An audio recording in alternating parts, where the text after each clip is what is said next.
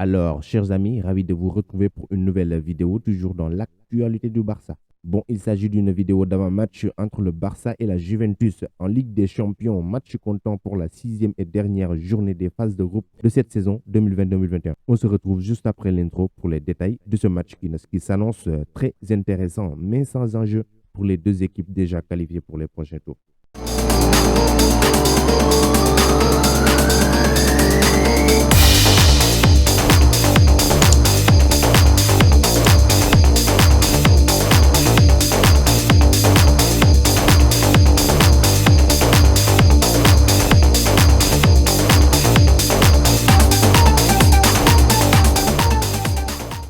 Je vous le disais tantôt, match sans enjeu majeur, mais c'est du classique entre ces deux vieux clubs. Et il n'y a pas que ça, puisqu'il s'agit aussi de la première confrontation entre Léo Messi et Cristiano Ronaldo depuis le départ du Portugais du Real Madrid vers le club truinois. Alors là, on te parle de la confrontation entre les deux meilleurs joueurs de l'histoire du football moderne, voire même de l'histoire du football tout court. Et ce que vous oubliez ou ignorez peut-être de ces deux-là, c'est qu'à eux seulement, ils ont déjà remporté 9 Ligues des Champions.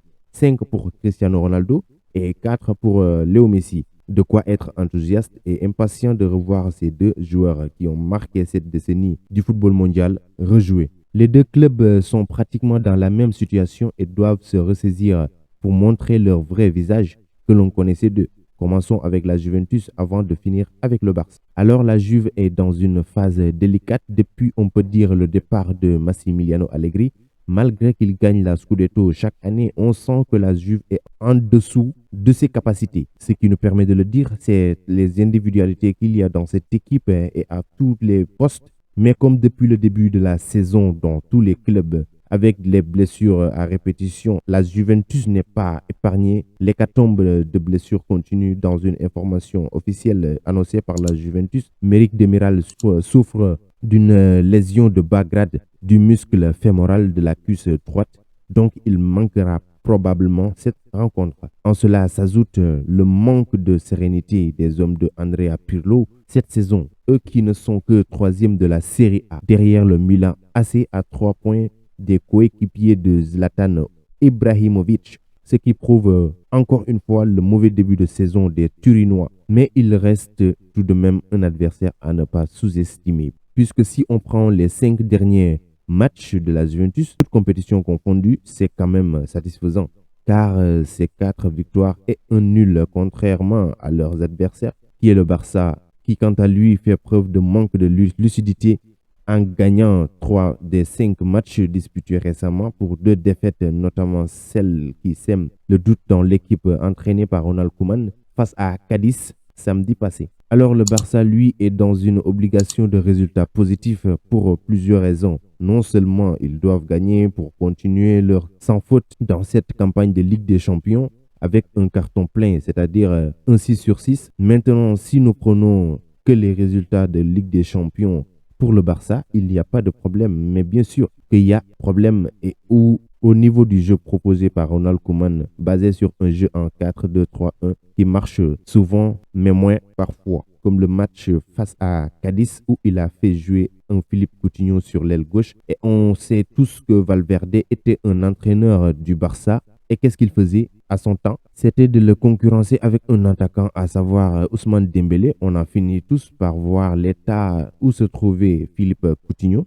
complètement hors de sa forme, et a été prêté par la suite au Bayern Munich pour qu'il puisse retrouver confiance et revenir à son meilleur niveau. Maintenant qu'il fait jouer Martin Braithwaite au poste d'avant-centre, mais pourquoi pas changer de tactique et de schéma de jeu en revenant à l'ancien système qui est le 4-3-3 avec un milieu composé de Coutinho, De Jong et Pjanic, ou même un système en 4-4-2 avec Griezmann derrière Braithwaite pour qu'il se sente mieux à l'aise sur le terrain et pouvoir alléger la tâche à Léo Messi. Pour battre cette Juventus, il va falloir faire preuve d'engagement et non de tâtonnement.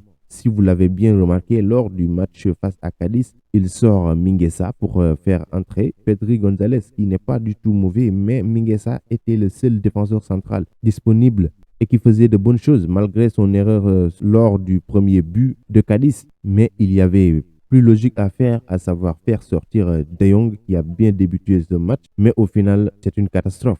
Et pourquoi pas faire entrer Aligna ou même Ricky Puig, qui est plus intéressant dans la conservation du ballon par rapport à Frenkie De Jong. Et ce qui me dérange le plus dans la gestion de Ronald Koeman, c'est le manque d'ambition de sa part, qui ne prend aucun risque de faire jouer les jeunes et de leur donner du temps de jeu. Par rapport à Busquets, je ne vois même pas son utilité dans cette équipe. Et si vous le constatez bien, quand on perd un match cette saison, qui est titulaire?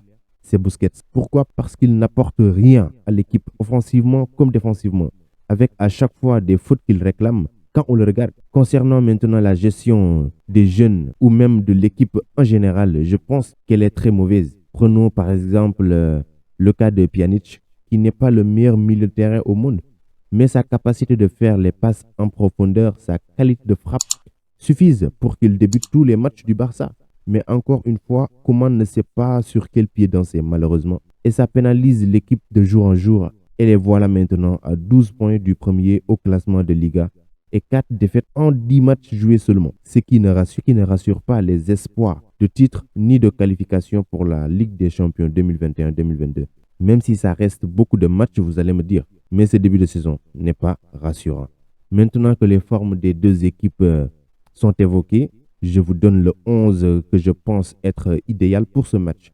Alors dans le but, ça ne changera pas avec Ter Stegen, malgré qu'il fait maintenant des boulettes, je ne comprends pas. En défense centrale, je pense que Mingueza et Araujo doivent être titulaires parce que selon moi, l'Anglais fait des prestations en dents de scie. Il n'est pas régulier du tout. Il n'est pas régulier. Souvent il est bon, tantôt il est mauvais, souvent il est bon, tantôt il est mauvais. Donc on doit essayer Mingueza, Ronald Araujo.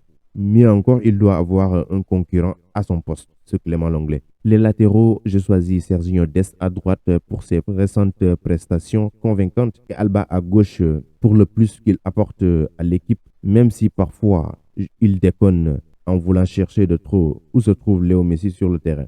Au milieu de terrain, alors moi, contrairement à Ronald Koeman, je vais opter pour un milieu à 3 avec Pjanic dans le cœur du jeu pour pouvoir être au service de l'avant-centre, Coutinho à gauche et De Jong à droite. Donc en attaque, Braithwaite en pointe, Messi sur l'aile droite et Griezmann sur la gauche.